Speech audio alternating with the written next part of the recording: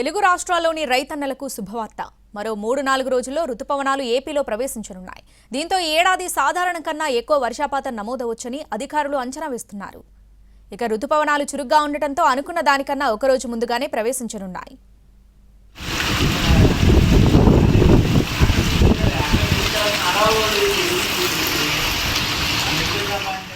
గతేడాది నైరుతి రుతుపవనాలు మిగిల్చిన చేదు అనుభవానికి భిన్నంగా ఈసారి పరిస్థితులు కనిపిస్తున్నాయి. అండమాన్ నికోబార్లో మే 19నే ప్రవేశించిన నైరుతి రుతుపవనాలు క్రమంగా దేశవ్యాప్తంగా విస్తరిస్తున్నాయి.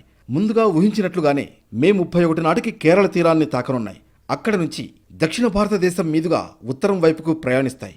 ఈసారి జూన్ 1-2 తేదీల్లో ఏపీలో ప్రవేశించనున్నాయి. ఆలస్యం జరిగినా మరుసటి రోజు ఏపీలోకి ప్రవేశిస్తాయి. రెమాల్ తుఫాను కూడా బంగ్లాదేశ్ వైపు మరలిపోవడంతో నైరుతి రుతుపవనాలు చురుగ్గా కదలడానికి అనువైన వాతావరణం ఏర్పడింది.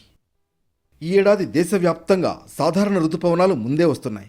దీనివల్ల ఎక్కువ వర్షాలు కురిసే అవకాశం ఉందని భారత వాతావరణ శాఖ తెలిపింది. ఉత్తర, ఈశాన్య రాష్ట్రాల్లోని కొన్ని రాష్ట్రాల్లో రుతుపవనాల ప్రభావం తక్కువగా ఉండవచ్చని ఐఎండీ అధికారులు చెప్పారు. జూన్, సెప్టెంబర్ మధ్య దేశవ్యాప్తంగా సాధారణం కంటే ఎక్కువ వర్షపాతం నమోదయ్యే అవకాశం ఉందని తెలిపారు. జమ్మూ కశ్మీర్, లడఖ్, ఉత్తరాఖండ్, హిమాచల్ ప్రదేశ్, ఒడిషా, పశ్చిమ బెంగాల్లోని గంగా ప్రాంతం, దక్షిణ ఛత్తీస్గఢ్, ఈశాన్య రాష్ట్రాల్లోని అనేక ప్రాంతాల్లో సాధారణ వర్షపాతం కంటే తక్కువ వర్షపాతం నమోదయ్యే అవకాశం ఉందని ఐఎండీ చెబుతోంది. ఢిల్లీ, హర్యానా, రాజస్థాన్, పంజాబ్, పశ్చిమ ఉత్తరప్రదేశ్ సహా వాయువ్య భారతదేశంలో సాధారణ వర్షాలు కురిసే అవకాశాలు ఉన్నాయని ఐఎండీ అంచనా.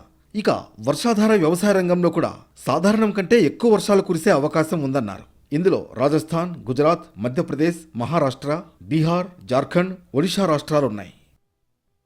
జూన్ 1 నుంచి సెప్టెంబర్ 30 మధ్య దేశం మొత్తం 87 సెంటీమీటర్ల సగటు వర్షపాతం నమోదవుతుందని ఐఎండీ అంచనా వేసింది. మధ్య భారతం, దక్షిణ ద్వీపకల్పంలో సాధారణం కంటే ఎక్కువ వర్షాలు కురిసే అవకాశం ఉందన్నారు.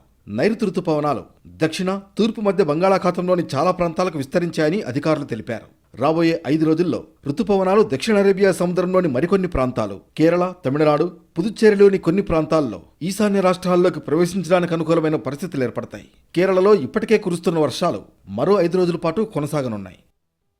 మరోవైపు రెమాల్ తీవ్ర తుఫాను ఫలితంగా గాలిలో తేమను తుఫాను ప్రాంతం వైపు లాక్కుపోయింది.